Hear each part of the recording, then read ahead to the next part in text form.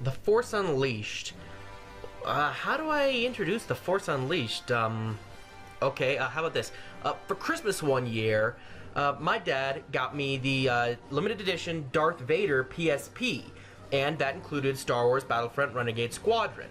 Now, what that basically let me do was that, sure, it was the first game I played on the PSP, but it also included a trailer for Star Wars The Force Unleashed. That's how I found out the game existed in the first place. Now, I've played it, but I've never actually beaten it. You see, here's the thing. When I played it on the PSP, it glitched right as I was fighting the final boss. Then I decided that I was going to play it on PC, but then I couldn't beat it because I just could never... Sky! So, yeah, this is going to be the first time beating the game. Wish me luck. Alright, the narrative had George Lucas himself on the writing staff, so it can't be that bad. Oh right, the general public doesn't like George Lucas anymore. Well, let's take a look anyway. Darth Vader has been sent to kill a Jedi on Kashyyyk, the Wookiee homeworld. While there, he discovers that a Jedi broke his own code and had a son, Galen Marek. Vader decides to take the boy in as his apprentice, teaching him about the dark side of the Force. This Sith has been codenamed Starkiller, which, amazingly, is the original name for Luke Skywalker back in the day. As Starkiller goes on to kill 3 Jedi to gather his own strength before he and Darth Vader can take on the Emperor, every Jedi leaves dying words, planting the seed of doubt within him.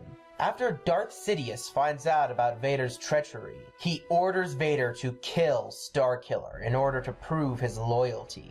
Vader salvages Starkiller's body and orders him to start a rebellion to distract the Emperor and call off his spies. After having been killed, all those doubts begin to work their way into Starkiller's heart as he questions everything he once knew and turn towards the light. Overall, the narrative is decent. It has some good stuff in it, but overall, it's nothing too special. I feel this could have been a movie, but it just seems that they want to focus on the Clone Wars and the Skywalker bloodline rather than the more interesting parts of the Star Wars universe. The game has Lucas himself on the writing staff, and it certainly feels like it, taking the prequel trilogy and the edited new versions into account. Though the writing is a little weird. I mean, listen to this line. It sounds like it's from a Star Wars parody. And yeah, it goes into spoiler territory for a game from 2008. But still, just take a listen. I lied. Now listen to this. Fool you. Now back to back a few times. I lied. Fool you. I lied. Fool you. I lied. Fool you. Okay, I have to say, I love that delivery, Vader. I just have to use that as a reaction video for everything from now on. Aesthetically speaking, the game is not that good. Oh sure, by technology standards, the graphical level of detail is about what you'd expect from a game from 2008. But the choice of color palette and the design is just not that good. Especially here on Raxus Prime, where the enemies look like the terrain, and you have trouble figuring out where you can go. Although Felucia does look pretty good in the game, just don't tell Fox News that this is in the game or they'll sound their war trumpet for the game including 6 days in Felucia. Sound design is alright, with quite a bit borrowed from the films. The music is pretty good for Star Wars standards, which is saying something. It's just that the melodies I primarily remember are from the films instead of the game. The characters of the game are a touch off. Nice overbite there, lady. While you can unlock many characters, I honestly feel the game is lesser for it. As much as I like Qui-Gon Jinn, how could he possibly be here and dead at the same time? This game is canon. Unless you do one of the choices at the end. You also get to change the color of the lightsaber crystal to be however you want. But you do have to find the crystals in Jedi Holocron, so there's no knowing if you went through crap platforming to get a crystal or 10,000 force points so you can level up. There are some aesthetical Easter eggs, but they're not too special. I guess the Imperial officer stationed here wanted to kill the animals that were going to be used to execute Anakin, Padme, and Obi-Wan on Geonosis. And look at that! I guess the Emperor and Vader didn't want Jar Jar telling anybody about how whiny Anakin Skywalker was. Well, let's get into the gameplay a little bit here. The game is linear, and it actually fits the term action and adventure almost to a T. There are action bits with a lightsaber and the Force, and there are adventure bits where you platform around the levels. But there are also RPG elements to the game. See, you can change the power crystal in your lightsaber that gives it certain bonuses, and you can level up with points going into 3 categories. One for melee combat, one for force powers, and one for other abilities like more health, more force, and faster recharge. In terms of combat, it's basically God of War with a lightsaber. And before you tell your local game supplier to shut up and take your money, let me explain how it's not as fun as God of War. You feel a little sluggish when trying to kill enemies. It feels like even if you push a button, you need to do it twice in order to make Starkiller actually shoot out Force Lightning. Because it's so sluggish, it's easy to get knocked around and feel like you can't do anything for a little bit. Remember how that was a problem in Metroid Zero Mission? Well, it seems that developers thought that was a good idea when it's a terrible idea! Don't take control from the players, you moron! You know what sucks? QuickTime events using a keyboard and mouse. Even if your fingers are near the keys, it is still awkward to perform the QuickTime events. And what's more, Star Wars is known for cinematic action. So you want to pay attention to the fight, but your eyes need to focus down here at the reticle so you don't screw up. Allegedly, the game was supposed to be longer, and there was definitely room for it. Look, Kashyyyk, Kashyyyk. Raxus Prime, Raxus Prime. Felucia, Felucia. There are only 10 levels in the game, including the prologue. But 3 of the levels repeat, with the Empire having taken over the planets. I haven't even mentioned the thing I hate most about the game. Let's talk a little about launch windows, shall we? They're bull crap. Sure, it can be nice to edit your graphical settings going right into the game, but they should always be able to be emulated in-game.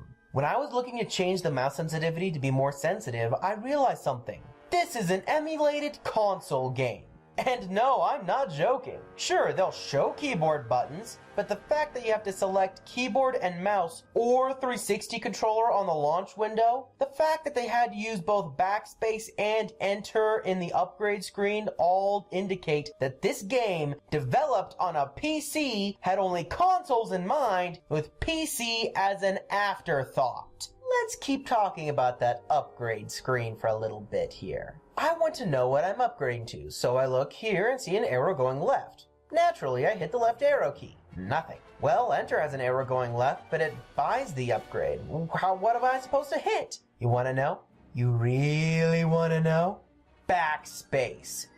Who the crap uses backspace for information? It's a button that should make you go back to a previous menu, not get freaking information about what you're trying to buy. Oh, but escape makes you go back. So you pick the better button to make you go back to another menu. Congratulations. Oh wait, you decided to use that other button you could have used for the opposite purpose it should have been in the first place. Now how the crap have I been ranting about menus for so long? Let me get into the controls a little bit.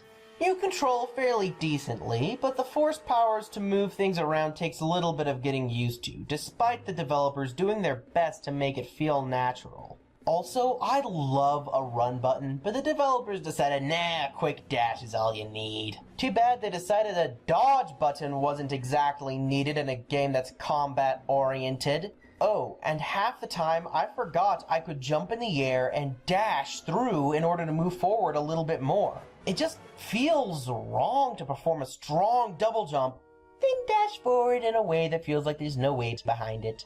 Forgetting its ability existed led to many a frustrating death.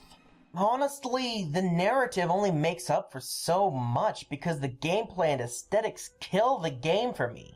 I'm just going to make a short little segment here. You know it, it's called Developers! Please take my ideas!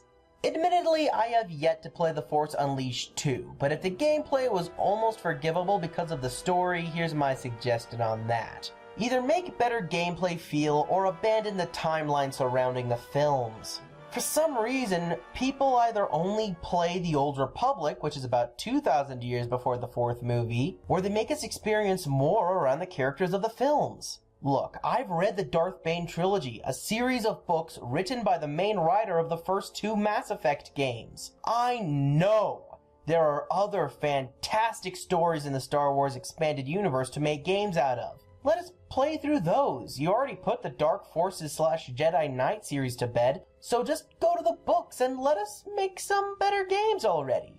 Now, George Lucas, you were a writer for this game. That technically makes you a developer. So I am now speaking directly to you, so you can promptly ignore this internet nobody. Let the original edits of the first Star Wars trilogy be remastered visually and put on Blu-ray. I've heard how they're painful to watch for you. You were not satisfied with how they turned out, and so you brought them back to the editing table again and again to make them perfect. But the thing is, everyone loved and is inspired by the original works. I understand that it hurts you to see them as they once were. But while mediums like film and video games are indeed forms of art, we also must remember that they are forms of entertainment. As an artist, you must understand that it's what the people want. Heck, release an Ultimate Pack if you must, with the original trilogy as is, and your ultimate final versions of the movies if you must. But please, as a man who grew up watching the VHS releases of the original trilogy, I humbly ask you to do this for your fans.